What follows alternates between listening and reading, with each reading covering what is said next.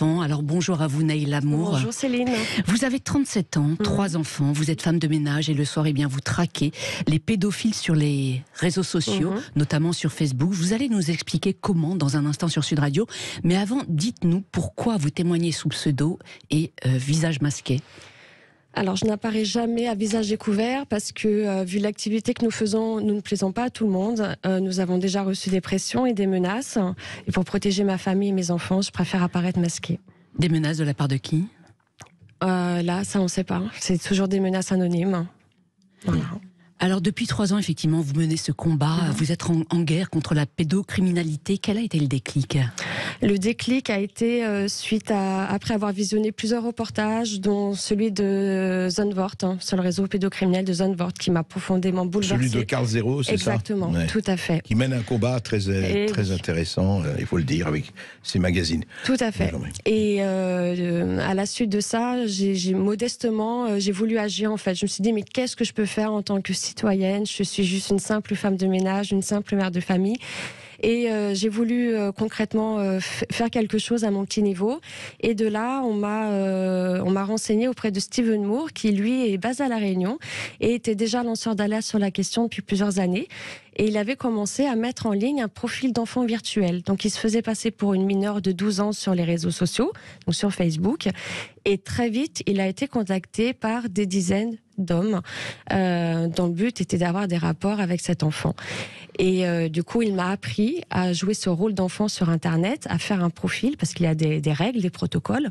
Et de là, on a décidé de monter un collectif, un mouvement citoyen, parce qu'il fallait qu'on soit des centaines à faire ça sur la toile. Dans le monde entier. Dans le monde entier. Il faut être qui est Steven Moore Alors, Steven Moore, c'est un père de famille, un citoyen lambda, qui en avait marre de tout ça, de ce fléau pédocriminel, et qui a voulu lui aussi agir. Et en fait, il a utilisé la méthode anglo-saxonne parce que la traque, entre guillemets, aux pédophiles est très culturelle dans les pays anglo-saxons. Donc, il faut savoir qu'il travaille en collaboration avec les forces de l'ordre là-bas et qu'une arrestation citoyenne sur 2 est réalisée grâce à des citoyens ordinaires. Et du coup, il a développé cette méthode à la législation française. Qui se font masquer, qui se font apparaître pour des jeunes filles ou des enfants, ou des jeunes etc. garçons, tout à fait. Alors vous, Naïla, le 3 mai 2019, vous créez donc sur Facebook votre premier faux profil. Votre appât s'appelle Lina, elle a 13 ans.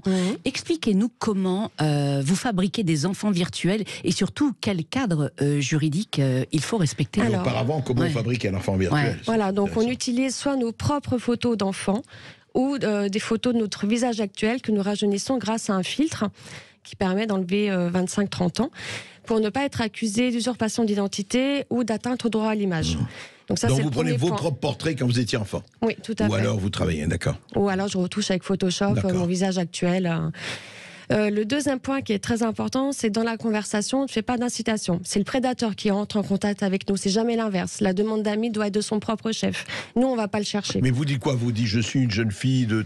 Qu'est-ce que vous dites dans votre message ? Sur mon profil, je vais avoir ma bio qui, d'entrée, annonce que je suis mineure. Voilà, on a un âge entre 11 et 14 ans à peu près. Et voilà, donc je vais publier des trucs sur mes youtubeurs préférés ou des trucs sur les animaux, enfin vraiment quelque chose d'innocent. Et ce que n'importe quel enfant ferait sur les réseaux sociaux. Sans dire, je cherche à rencontrer... Surtout pas d'incitation. Vous créez le profil d'une proie parfaite pour un prédateur, c'est ça en quelque sorte. Il faut en fait que cet enfant paraisse vivant et réel, tout à fait. Ah oui. Alors 2 heures après la mise en ligne d'un profil, c'est incroyable parce que directement, vous avez des propositions d'amis, d'hommes. Très vite, ça va très vite. Ça se compte par dizaines. Oui. La plupart sont des hommes. Il y a des femmes, rarement, mais la plupart sont des hommes. Ça vous a choqué la première fois ? La première fois, je m'attendais pas à recevoir autant de demandes d'amis. En fait, je m'attendais à en recevoir 1, peut-être 2, mais pas par dizaines comme ça. Donc j'ai profondément été choquée. Et c'est vrai que lorsque les conversations commençaient à être à teneur sexuelle, je commençais à être un petit peu à être mal à l'aise.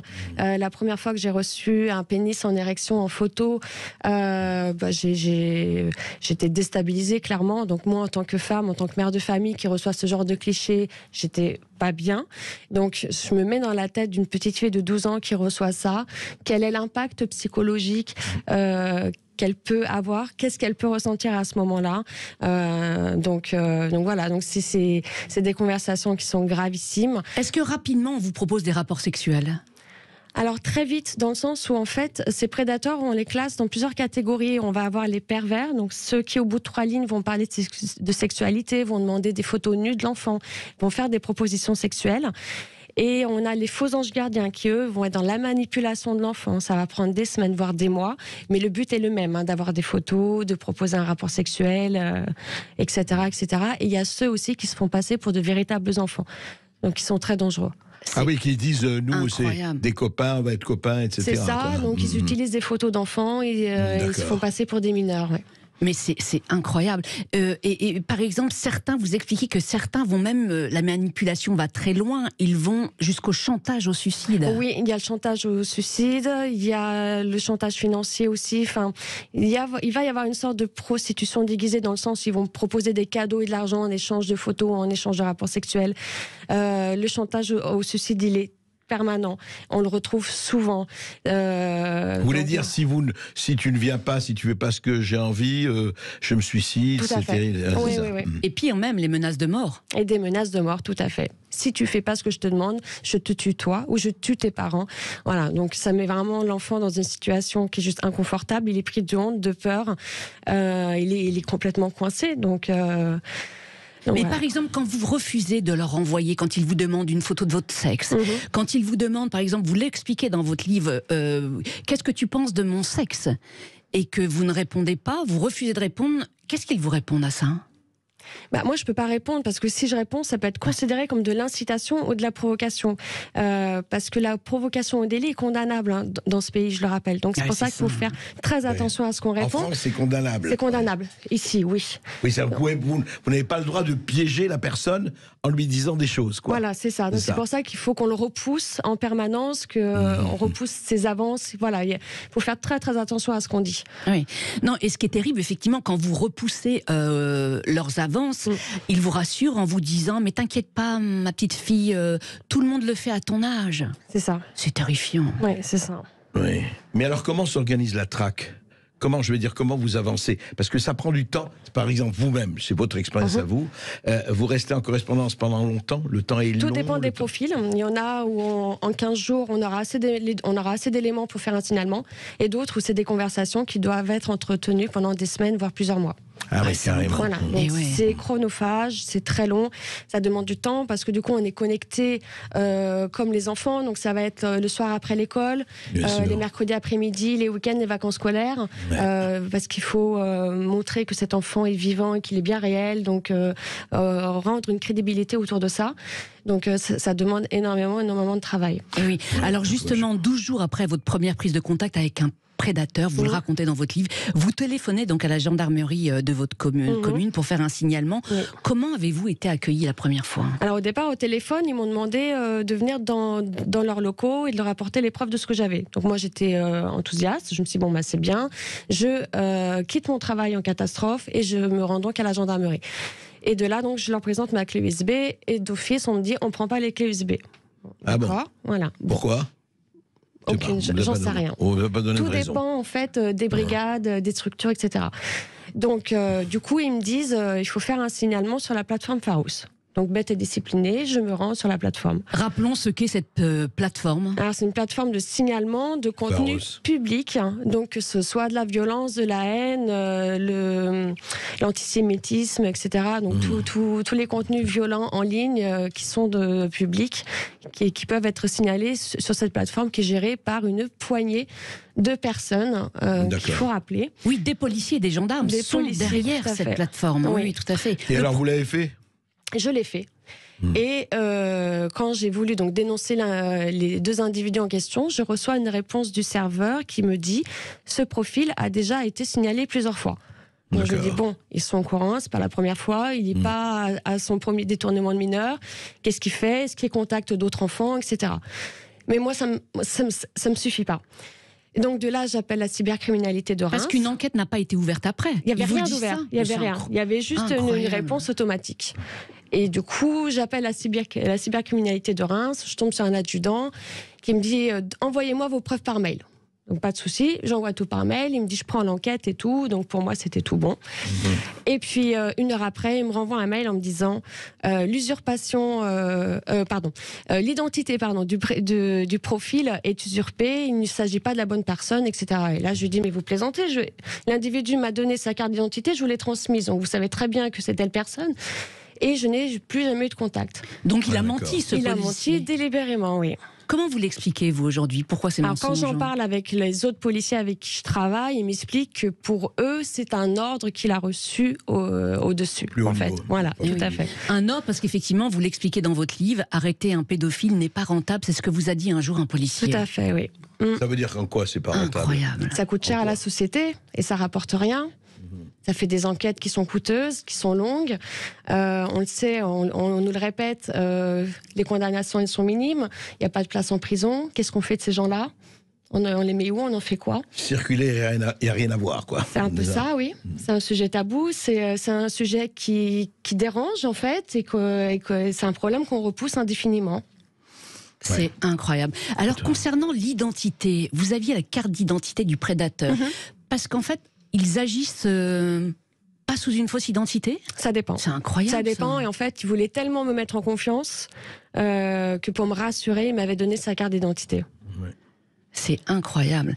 Quel est le pire prédateur auquel vous avez eu affaire jusqu'à présent? Alors, le pire prédateur, c'était une jeune femme de mon équipe qui agit sous le pseudonyme de Liana, qui est une femme juste exceptionnelle, qui a permis l'arrestation de dizaines de pédocriminels. C'était le dossier donc du pédocriminel de l'Orne, un prédateur sexuel de 35 ans sur Alençon, qui était juste ignoble, manipulateur. Il envoyait des photos de son sexe, il se masturbait. Il est allé très très loin dans ses propos, jusqu'à envoyer des choses qui sont juste innommables. Et le problème, c'est que le procureur était très réticent, n'a pas voulu ouvrir d'enquête au départ. Il a fallu que je fasse un deuxième signalement auprès de ma gendarmerie. Enfin, il a fallu se battre, en fait. Et il a eu une condamnation ridicule. Donc voilà, j'étais vraiment en colère contre ce dossier. De quel ordre, cette condamnation? Une punition pécuniaire. Il a été condamné à 10 000 €. Juste, dites-moi, ceux à qui vous avez parlé, est-ce qu'il y a quand même un moment, ils se défient pas, ils se méfient pas? Qu'est-ce qu'ils exigent de vous pour dire, à part, pour dire, est-ce que je ne suis pas, parce qu'ils doivent se dire qu'on cherche à les piéger? Ou pas? Ou ce n'est pas? Non. La plupart du temps, ils n'y pensent même pas. Non, je pense qu'ils sont dans leur perversion. Ils veulent à tout prix des photos. Ils veulent un contact. Ils veulent avoir cet enfant. Ouais, clairement, clairement. Et aussi dans la toute-puissance pour certains. Ah oui, Internet, ça leur donne une porte d'entrée et un effet de surpuissance et de domination. Tout à fait. Est-ce qu'il vous est arrivé de traquer une personnalité sur les réseaux? Oui, une personne qui est connue du showbiz, que nous avons signalée en février 2021, donc ça fait 2 ans. J'ai reçu un mail de la police le 4 février me confirmant qu'une enquête était bien ouverte. J'ai relancé 2 fois, du coup, l'ancien procureur et la nouvelle procureure de Paris, parce qu'il y a eu un changement, pour signifier que cet individu continue, malgré tout ça, à converser avec nos faux enfants virtuels, donc c'est plusieurs enfants, et qu'à ce jour, il n'a toujours pas été inquiété. Incroyable. Et comment vous êtes remonté à lui? Il agit sous sa véritable identité? Oui, ça a été, pour nous, ça a été facile, ça a été un bonus, oui. Quand vous piégez certains qui ne sont pas sous leur véritable identité, comment vous remontez la filière? Je fais un signalement auprès de la brigade de gendarmerie dont je dépends, qui travaille avec nous depuis presque 2 ans maintenant, qui demande au procureur dont je dépends aussi, et il ouvre une enquête à chaque fois maintenant. Donc du coup, comme ça, ils font les recherches d'IP et ils remontent plus facilement. Juste un mot, est-ce qu'il y a des profils, est-ce que les profils se ressemblent?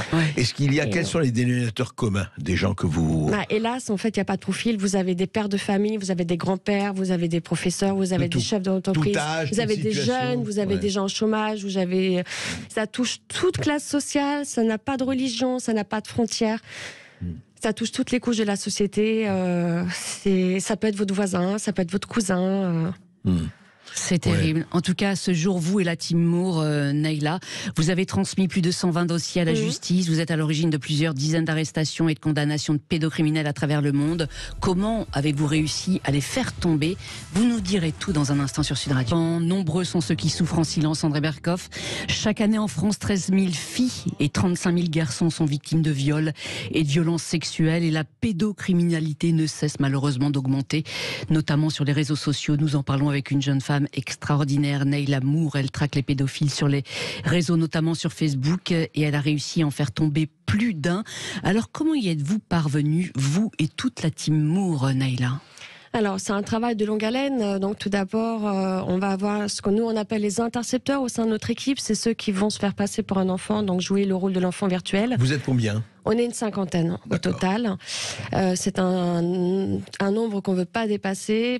On pourrait être un millier si on le voulait, mais on peut pas gérer tout le monde, et ce n'est pas le but. Donc, les intercepteurs... Voilà, qui sont les enfants, et on a les enquêteurs qui, eux, vont fouiller la vie du prédateur sexuel, faire le montage du dossier pour l'envoyer ensuite aux autorités. Donc un travail de longue haleine. J'en profite d'être sur l'antenne pour leur adresser mes hommages et mes remerciements, parce que je travaille avec des femmes et des hommes extraordinaires, vraiment, qui font un travail juste exceptionnel. Et une fois que nous avons suffisamment d'éléments pour dénoncer le prédateur sexuel, on envoie un signalement au procureur dont dépend l'auteur des faits. D'accord. Voilà. Et ensuite est pris en charge. Alors il n'y a pas que le virtuel, effectivement, vous allez sur le terrain. Il vous est arrivé donc d'accepter un rendez-vous et de vous déguiser notamment en jeune fille. Comment y êtes-vous parvenue? En fait, on a voulu montrer que justement, ça ne s'arrête pas au virtuel, et que là, on a un individu qui va se déplacer, qu'il a donné un rendez-vous à l'enfant dans le but d'avoir des rapports. 1 heure auparavant, il avait demandé à cet enfant d'aller acheter des préservatifs. Donc, il avait bien stipulé qu'il ferait sa première fois avec elle. Et donc, il a demandé à l'enfant d'acheter des préservatifs. Oui. Oh. Et du coup, je me suis déguisée avec les vêtements de ma fille à l'époque, et je me suis rendue au rendez-vous. Et voilà, on a voulu montrer que ça va très loin, que c'est pas juste des échanges sur Internet. Mais comment s'est passé ce rendez-vous alors? J'étais quand même pas très à l'aise, j'étais un petit peu stressée, c'est pas tous les jours qu'on fait ça. Et puis, lorsqu'il est venu, il a tenté de m'embrasser. Je l'ai repoussé évidemment, et je lui ai fait comprendre qui j'étais, ce que je faisais, pourquoi j'étais là. Et puis ensuite, j'ai vu qu'il commençait à être un petit peu dépité. Il est tombé des nues. Qu'est-ce qu'il vous disait? Sur le moment, il commençait à me dire que c'était son profil qui avait été piraté, donc que c'était pas lui. Donc ça, c'est une excuse qu'on nous sort à chaque fois. Et puis ensuite, il a osé me dire qu'il comprenait mon action parce qu'il faisait la même chose lui aussi. Oui, en clandestinité, bien sûr. Évidemment, donc c'est un pédophile anti-pédophile, beaucoup se cachent derrière ça. Et donc ensuite, on avait transmis le dossier, parce que vu qu'à l'époque, ça coinçait avec les autorités, elles nous traitaient d'hors la loi, etc. On avait envoyé le dossier à Innocence en danger, qui l'ont ensuite envoyé au procureur de Bordeaux, qui ont ouvert une enquête, qui l'ont arrêté, qui l'ont mis ensuite en examen. Mais vous, alors, sur place, comment vous vous êtes sorti de cette affaire après cette rencontre? Il s'est passé quoi? Est-ce que vous l'aviez filmé en cachette? On ne le fait pas, ça. Nous, on filme pas. Il faut savoir que tous ces rendez-vous ont été filmés par la presse locale ou par certaines émissions de télé. Vous avez averti la presse locale? Il y avait la presse, c'était lors de l'émission d'Envoyé spécial, qui était en immersion au sein de notre groupe. D'accord. Voilà, nous, on ne filme pas et on ne diffuse pas les vidéos. Les caméramans vous ont suivi, enfin les journalistes, etc., vous ont suivi. Tout à fait. D'accord. Mais avant d'aller à la rencontre donc d'un prédateur, vous alertez toujours les autorités? Aujourd'hui, oui. Avant, non? Avant, on a voulu montrer l'ampleur du phénomène, et on faisait ce qu'on appelle des dénonciations par voie de presse. C'était pour forcer la justice à se saisir du dossier, parce que les autorités à l'époque étaient silencieuses, elles ne nous écoutaient pas. Et la police, quand vous faisiez un signalement en leur disant voilà, on va aller rencontrer sur le terrain un prédateur, est-ce qu'ils vous suivaient? Est-ce qu'ils étaient là? Non. Non, ça, vous l'avez dit. Mais aujourd'hui, ça a changé. Maintenant, effectivement, ils viennent sur certains signalements. Aujourd'hui, on fait très peu de rendez-vous, parce que on a gagné en crédibilité. Et aujourd'hui, quand un magistrat reçoit sur son bureau un dossier de la Team Moore et sait que c'est sérieux et il diligente une enquête, on a fait un rendez-vous, ça va faire 2 ans maintenant le dernier, où là effectivement les autorités avaient les signalements, j'en avais fait 4, et au bout du 4e, sachant qu'il n'avait pas été arrêté, nous sommes allés au rendez-vous pour montrer que là ça va loin, qu'il y avait quand même 2 rendez-vous qui avaient été pris. Et encore une fois, la police avait refusé de se déplacer, et il y avait les caméras de zone interdite qui étaient sur place, donc là ils sont venus. Ah oui. Alors votre 69e arrestation grâce à la Team Moore a eu lieu donc le 23 août dernier. Ce fut un dossier long, fastidieux, et c'était un homme très dangereux. Comment vous avez réussi à le démasquer, celui-ci ? Là, c'était grâce aux gendarmes avec qui on travaillait. Donc il y avait vraiment une collaboration parfaite entre notre équipe et les forces de l'ordre, parce que c'était un individu, c'était un véritable chasseur. Il se cachait en permanence, il changeait son nom, il changeait son numéro de téléphone tout le temps, et même les autorités avaient du mal à le retrouver, et du coup ils ont demandé à la cybercriminalité de Lyon de s'associer à nous. Donc ils sont venus me voir, on a parlé ensemble et on échangeait toutes nos infos. Donc nous on avait ça, eux ils avaient ça, et on a réussi. C'était un travail commun. Donc en fait c'est ce qu'on demande depuis des années, c'est cette collaboration, qu'elle soit officielle et plus dans l'ombre, parce que on montre en fait que les citoyens et les forces de l'ordre ensemble. Et maintenant c'est le cas. En fait, juste un mot, ce n'est pas le même domaine, bien sûr, mais on a l'impression qu'il y a eu parallèlement, il y a une beaucoup plus grande conscience des autorités, qu'elles soient administratives ou policières, des violences faites aux femmes, qui pendant très longtemps étaient niées ou en tout cas sous-évaluées. Et là, dans votre cas aussi de la pédophilie, on a l'impression que, en tout cas, il y a déjà une prise de conscience quand même. Alors, dans la pédocriminalité en général, oui, on le voit avec le MeToo inceste, etc. On voit qu'il y a une libération de la parole. Donc c'est bien. Aujourd'hui, on en parle, c'est bien. Mais nous, ce qu'on demande maintenant, c'est des actes. Arrêter des réunions autour d'une table. Maintenant, on veut des peines, des condamnations. Des actes du gouvernement. Oui, effectivement, parce qu'il faut préciser en fait que depuis 3 ans et demi, en fait, la Team Moore se bat pour que le gouvernement français, collabore officiellement avec eux. C'est pas vraiment le cas aujourd'hui. Expliquez, qu'est-ce que vous attendez exactement, concrètement ? Nous, on attend plusieurs choses. C'est que la première, c'est que cette collaboration qui existe dans l'ombre, elle soit officielle, qu'on nous donne un statut, quelque chose pour faciliter le travail d'enquête. Aucun statut là aujourd'hui. On n'a rien du tout. Vous êtes un collectif. Un collectif tout court, tout simple, sans subvention, sans moyens, sans rien du tout. Mais avec de la volonté et de la détermination. Et alors vous voulez quoi ? Que ce soit officialisé ? Comment ? On voudrait quelque chose d'officiel, tout à fait. Concrètement, je ne sais pas s'ils peuvent faire un article de loi ou quelque chose qui nous... Ah oui, que ça peut aller sur un article de loi. Voilà, qui nous permettrait de travailler sans restriction, et ça faciliterait les enquêtes et ça irait surtout plus vite. Et même le gendarme avec qui on travaille, même lui aussi demande qu'il y ait quelque chose pour que ça aille plus vite, parce que lui il se retrouve avec tous nos dossiers et ça lui donne une quantité de travail qui devient ingérable. Donc il faut que là-haut il trouve une solution, et quand on veut trouver une solution, on la trouve. Mais en 2019, Stephen Moore avait interpellé Emmanuel Macron, c'était à La Réunion. À l'époque, quelle réponse avait-il eu du gouvernement ? Alors, Monsieur le Président s'est engagé sur la question publiquement. Il avait dit qu'il avait besoin de lanceurs d'alerte tels que nous, qu'il fallait continuer à protéger nos enfants et qu'il fallait changer la loi et mettre la responsabilité sur les plateformes. Que les plateformes aujourd'hui sont censées être responsables des contenus qu'elles diffusent. Les plateformes censurent un certain nombre d'appels déjà, qui censurent et qui suppriment tous les contenus pédopornographiques qu'on peut trouver sur n'importe quel réseau social. Et nous, ça fait quand même des années maintenant qu'on démontre que l'algorithme de Facebook notamment met en lien des mineurs et des majeurs. J'ai encore assisté hier à un procès. Quand la juge a demandé au prévenu « Comment êtes-vous rentré en contact avec Camille ?», le prévenu a répondu « J'ai reçu une suggestion d'amis Facebook ». Donc ça, il faut que Facebook s'exprime dessus, il faut qu'il s'explique, parce que c'est quelque chose qui ressort dans chaque procès et on le voit. Moi-même, quand je crée des profils d'enfants, on me propose des adultes. Juste une incidence là-dessus quand même, et là ça sort, vous savez que le Congrès actuellement interroge l'ancienne direction de Twitter, parce que les Twitter fassent fort. Et ce qui est extraordinaire, et ça rejoint, c'est qu'ils disaient ils avaient censuré toutes les plateformes sur Hunter Biden, le fils de Biden et l'administration Biden, alors que tous les réseaux pédopornographiques étaient sur Twitter. Ils ne les avaient jamais, je parle de l'ancienne direction, ils ne les avaient jamais censurés ni interdits. Oui, parce que là, Monsieur Musk avait dit, quand il a repris les rênes, qu'il allait nettoyer Twitter. Bon, là, il y a encore du ménage à faire, mais bon. Il a avancé quand même. C'est une parole qu'il a pris, tout à fait. Et oui, vous, dans votre livre, vous posez la question Facebook, réseau social ou réseau criminel. Oui. Eh oui. Est-ce que vous avez tenté de joindre les décideurs en France ? Il y avait une réunion prévue avec le Média Combini et le responsable de Facebook France en novembre 2019. Il y avait une réunion téléphonique de prévue et on les a attendus, ils ne nous ont jamais appelés.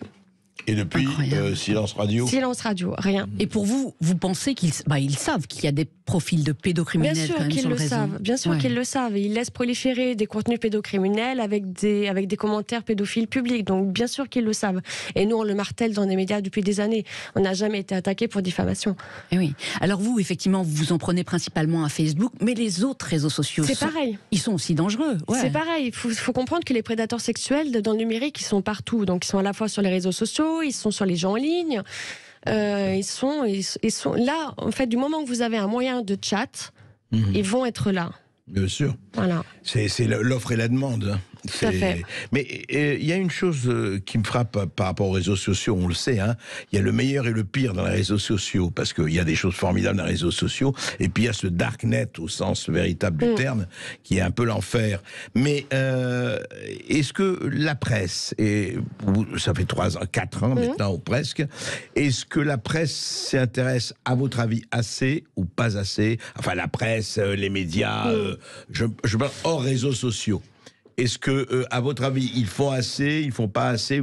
Comment vous le sentez, ça ? La presse, elle s'y intéresse. Moi, je trouve que depuis ces dernières années, on en parle plus librement et la presse fait pas mal de reportages liés à cela. Maintenant, il faut que ce soit les politiques qui se saisissent de la question. Il faut que ce soit les magistrats aussi, quand ils donnent une condamnation. Alors, ils en font des condamnations, les magistrats, assez ou pas ? Dans votre expérience de 3 ans et demi d'expérience, est-ce qu'il y a eu assez de condamnations ? Enfin, assez. Elles sont ridicules. Après, la peine prévue par la loi, elle est de 2 ans de prison. Et au maximum ? Au maximum. Et 5 ans si les échanges sont suivis d'une rencontre physique. Et pour de la corruption de mineurs aggravée, la peine peut aller jusqu'à 10 ans. Nous avons permis la condamnation de plusieurs individus à 2 ans de prison ferme. Mais pour beaucoup, malheureusement, ça va être 18 mois, 20 mois avec sursis. Encore hier, le procès auquel j'étais... Aménagement des peines. Voilà. Ouais. Mais à un moment donné... C'est stop. On arrête de leur mettre du sursis, qu'ils soient véritablement punis pour leurs délits. Parce que si aujourd'hui en France, on peut se masturber devant un enfant de 12 ans, lui montrer des photos de son pénis, l'harceler pour avoir des photos nues, si ça, c'est pas punissable, c'est qu'on a un gros problème dans notre pays. Et pour le moment, ça, c'est pas punissable ? Si. 2 ans de prison ferme. Oui, mais les peines, elles sont rarement appliquées. C'est ça. Donc il y a une responsabilité des magistrats. Donc il faut changer les lois maintenant. Il faut que les peines elles soient durcies. Et oui, il faut faire évoluer les lois. Il faut revoir aussi le délai de prescription. Il faut une meilleure prise en charge des victimes. André Berkoff, on va continuer d'en parler dans un instant sur Sud Radio. À tout de suite. Céline, je voudrais dire quelque chose de ce point de vue-là, parce que il y a eu ça et ça a été très bien, et très important vu les scandales qu'il y a eu de dénoncer la pédophilie dans l'Église et en Angleterre et partout. Mais il y a des gens qui ont beau jeu de dénoncer ça et pas dénoncer le reste. Et il faut aussi en parler, c'est-à-dire dans d'autres couches de la société, etc. La pédocriminalité, elle est partout. Elle n'est pas que dans l'Église, elle est partout. Il faut le rappeler. Bien sûr. C'est clair. Neil Amour, alors combien de familles de victimes vous contactent en moyenne par semaine ? Je dirais une bonne dizaine par semaine. On est contacté par des familles dont leurs enfants ont été victimes de grooming ou de pédopiégeage. Grooming, c'est quoi ? Expliquez. Alors le grooming, c'est lorsqu'un adulte va manipuler un enfant dans le but d'avoir des photos nues ou des rapports sexuels. Voilà. Ça s'appelle grooming. Avec des menaces, etc. C'est un terme anglais qui veut dire pédopiégeage en fait. Voilà. Et beaucoup d'enfants, du coup, sont victimes. Et il faut comprendre que les conséquences sont dramatiques. Il n'y a pas longtemps encore, une maman nous a contactés car elle a trouvé une lettre de suicide de sa fille de 13 ans qui était victime d'un prédateur qui la menaçait pour avoir des photos d'elle nue et qu'elle a refusé évidemment. Donc elle était menacée d'être assassinée, etc. Donc, faut comprendre que ça va très loin. Il y en a qui sont en échec scolaire, d'autres refusent de s'alimenter. Il y en a qui vont aussi jusqu'au suicide. Et il faut aussi savoir que certains enfants pris au piège ou pensent vraiment parler avec un enfant de leur âge, vont à des rendez-vous et certains se retrouvent violés, voire en réunion. Donc c'est des phénomènes qui sont... qui existent en tout cas. C'est réel. Quel conseil donner aux parents ? Il faut que les parents instaurent un dialogue avec son enfant. Je dirais pas de le priver, parce que plus on prive, plus l'enfant le fera. Donc il faut que l'enfant mette son compte en privé, qu'il apprenne qu'il ne faut pas parler avec des inconnus, que Internet c'est comme dans la rue, qu'il faut avoir les codes pour utiliser. Et c'est vrai que je trouve aujourd'hui en tant que maman, on n'a pas assez d'outils, on n'est pas assez informé de ça pour lutter contre ça et pour faire de la prévention. Il n'y a pas assez de choses qui sont mises en place. Donc il faut à la fois faire de la prévention auprès des parents et auprès des enfants, mais il y a encore beaucoup de travail à faire là-dessus. Selon vous, qu'est-ce qu'il faudrait effectivement mettre en place ? Alors, il faut qu'il y ait des vraies préventions à l'école. Donc, je sais que c'est pas le rôle des instituteurs, c'est pas leur travail, c'est pas eux de le faire. Il pourrait y avoir des psychologues qui viennent à l'école. Il devrait y avoir des associations, mais qui aillent plus loin dans les dangers de l'Internet, parce que dans les préventions des dangers, on va pas trop parler de pédocriminalité. Sur le numérique, c'est quelque chose qui fait peur, et je pense que c'est un sujet qu'il faut aborder sans tabou. Oui, absolument. Et oui. Alors, dans votre combat, est-ce qu'il y a beaucoup de politiques qui vous soutiennent ? Alors, on a le soutien de la députée Madame Maud Petit, que je salue aujourd'hui, que je remercie, que j'ai contactée en mars 2021, que j'ai rencontrée, et elle nous a... Elle a parlé de nous à l'Assemblée nationale en juin 2021 sous forme de questions à l'Assemblée face au garde des Sceaux. Éric Dupond-Moretti, voilà, qui était chagriné de notre activisme, de nos méthodes. Chagriné, ce sont ces mots. Voilà, pourquoi il trouvait que c'était parce que pour lui, il y avait des risques de dérive, vous comprenez. Oui, donc bien sûr. voilà, donc il y avait toujours des mots. Ces bons pédophiles qui devraient être évidemment à la présomption d'innocence, bien sûr. Voilà, on en revient à ça. Sont tous des innocents d'ailleurs. Donc sur 4 minutes de discours, le ministre de la Justice n'a jamais prononcé le mot enfant ni le mot victime. Aucune parole pour la victime. Voilà. C'est incroyable. Le 10 novembre dernier, alors Emmanuel Macron a annoncé la création d'un laboratoire international pour la protection de l'enfance en ligne. L'espace numérique ne peut pas être un lieu de non-droit, a-t-il déclaré. Avez-vous, même s'il n'y a pas encore aujourd'hui de collaboration officielle avec la Team Moore, avez-vous quand même eu le sentiment d'avoir été un peu entendu par le gouvernement ? Alors oui, il faut comprendre que ça fait des années que nous sommes médiatisés maintenant, que la pression qu'on a mise au gouvernement on pense, quelque part, a permis de gonfler le nombre des cyber-gendarmes à plus de 400%, même si c'est pas suffisant. Après, on aurait aimé être conviés à cette réunion justement pour qu'on leur montre en fait la réalité des faits. Et oui, parce qu'effectivement, il a convié des organisations non gouvernementales et des représentants effectivement des grandes plateformes. Vous le regrettez, j'imagine. Aujourd'hui, effectivement, vous auriez pu participer aux activités de ce laboratoire. Qu'auriez-vous envie de dire au gouvernement pour qu'il vous convie à ce laboratoire ? Moi, je leur ai juste montré quelques échanges, en fait, pour leur montrer, voilà ce qui se passe. Voilà ce qui se passe sur Internet quand un majeur entre en contact avec un enfant. Donc après, c'est... Mais il y a une chose que je comprends pas quand même. Et pourquoi il y a quand même beaucoup d'associations qui travaillent sur l'enfance et sur l'adolescence. Pourquoi il n'y a pas regroupement, en tout cas tentative de regroupement ? Vous travaillez tous. Alors vous êtes plus effectivement et très excellemment spécialisé dans la pédocriminalité, mais pourquoi il n'y a pas synergie ? Il y a quand même, en France, il y a quand même beaucoup d'associations, je ne juge pas de leur efficacité ou pas, mais enfin, qui travaillent sur l'enfance, qui travaillent sur la protection de l'enfance, etc. Vous n'avez pas voulu, enfin, il n'y a pas eu de tentative de rencontre, d'échange Disons qu'on préfère justement rester autonome pour pas être associé à tel ou tel, parce que nous, ça nous permet de faire notre petit bonhomme de chemin et de pas avoir d'embûches. Aujourd'hui, être associé à... je trouve que c'est compliqué de devoir travailler avec...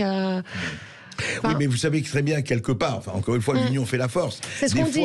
Oui, c'est ce qu'on dit. C'est ce qu'on dit, et je crois que c'est vrai, pas avec tout le monde. Je dis simplement que si vous voulez avoir plus d'efficacité et peser c'est quand même bien d'être pas seul. Enfin, je crois, je peux me tromper, mais... Je pense aussi, mais il vaut mieux être seul que mal accompagné aussi. Et oui, est-ce la raison pour laquelle vous refusez effectivement toute aide financière? Tout à fait, on refuse toute subvention parce qu'on veut montrer qu'avec aucun moyen, on arrive à faire bouger les lignes. Et ça, c'est très important. Quand vous refusez les dons aussi? On en a très peu. Hein. Non, mais vous pourriez avoir si vous faisiez une campagne de dons. Tout à fait. Non, mais est-ce que vous, par exemple, si on en sait, parce que j'allais vous dire comment vous contacter, parce qu'il y a des auditeurs qui vous ont écouté, le Sud Radio, qui ont envie peut-être d'aller plus loin avec vous, enfin voilà. Est-ce que, d'abord, où est-ce qu'ils peuvent vous contacter? Principalement sur Facebook. Sur Facebook. Sur quoi, le Team Moore? Sur la Team Moore, tout à fait. Ça s'appelle la Team Moore. La Team Moore, effectivement. Team Moore, T-E-A-M-M-O-O-R-E. Exactement. Non, mais pour être concret. Mais par exemple, si il y avait des gens qui ont envie de vous aider par des dons, voilà, des personnes, hein, pas peut-être une institution, vous refuseriez ces dons ou pas? Non, bien sûr que non, parce que c'est vrai que moi, tous les déplacements que je fais pour les procès, ça permet, puisque tous les frais liés sont sur nos fonds personnels. Après, si aujourd'hui on me dit comment vous aider, achetez le livre, parlez-en autour de vous, parce que ce livre, c'est aussi de la prévention, c'est aussi un guide. Donc Ces voilà. droits vont aller au collectif? Non. Non, c'est vous, ça. En toute honnêteté, c'est presque 3 ans de travail. J'ai passé 3 ans à écrire ce livre. Je fais du bénévolat depuis presque 4 ans au sein de la Team Moore. Donc, c'est un travail qui m'a coûté beaucoup. Donc, vous savez très bien qu'on ne gagne pas des milliers des cents avec un livre. C'est clair. En tout cas, c'est très, très, très bien. Est-ce que vous recrutez des bénévoles actuellement au sein de la Team Moore? Comment ça se passe si on veut vous aider? Ça se passe une fois par an environ. On ne rentre pas chez nous comme dans un moulin. C'est très strict et la liste d'attente est très longue parce qu'on a des centaines et des centaines de candidats et que les places sont limitées. Donc oui, c'est possible. Ah oui. En tout cas, il faut signaler que c'est quand même une activité très dangereuse aux États-Unis et en Angleterre, des traqueurs de pédophiles comme vous, qui exercent donc bénévolement, comme la Team Moore, se sont fait tirer dessus, poignarder ou renverser par une voiture. Avez-vous peur parfois, Neyla? Alors, quand je vais au rendez-vous, je suis pas toute seule. J'ai toujours des gardes du corps avec moi, donc évidemment que je suis pas très très sereine parce que je sais pas ce qui va se passer, je sais pas si l'individu va venir armé, je sais pas ce qu'il a prévu de faire avec cet enfant. Donc oui, il faut faire attention. Mais encore une fois, c'est une activité qui est rarissime, hein. C'est juste 2-3% de nos dossiers, donc voilà. Non, mais justement, en dehors même des rencontres, est-ce que par exemple vous, Panez l'amour, enfin la collective, etc., vous avez de temps en temps, vous avez parlé au début de l'émission, il y a des menaces, etc., sous quelle forme? C'est sous forme de messages, voilà. On va nous envoyer des mails. Des messages anonymes en disant Voilà, c'est ça. D'accord. Voilà. En vous insultant ou en vous menaçant. En disant que il y a une phrase que j'ai réécrite dans le livre qui était très pertinente, qui nous disait, vous savez, vous aimez la traque, nous aussi. Vous savez, des chasseurs de pédophiles, ça existe aussi.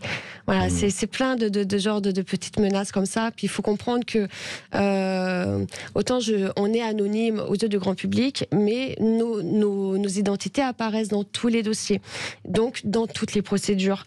Donc les pédocriminels qu'on dénonce savent qui est ils n'ont derrière. qu'à aller aux tribunaux et au registre de justice et ils savent qui vous êtes. Tout à fait. Et oui, Neyla, vous sacrifiez en quelque sorte votre vie privée pour ce combat, mais quel courage en tout cas.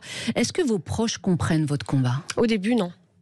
Au début, pas du tout. Et puis, ils étaient dans la négative, dans le sens où ils disaient tu n'y arriveras jamais, tu n'arriveras jamais à faire condamner quelqu'un, tu perds ton temps, c'est ridicule. Bref. Et aujourd'hui, c'est un autre son de cloche. C'est je suis fière de toi, bravo. Ça reste hypocrite à mon sens, mais voilà. Et on est tous fiers de vous et de votre mouvement, c'est vrai. Il faut le faire, il faut avoir le courage de le faire, il faut avoir la lucidité de le faire. Mais je crois vraiment que si vous voulez obtenir, ce que vous dites du point de vue de la loi, du point de vue de tout ça, c'est vrai que plus il y aura de pression, vous le savez très bien. Mais on sait faire ça et on va continuer à mettre la pression. Courage à vous, Neyla Moore, on vous soutient ici sur Sud Radio.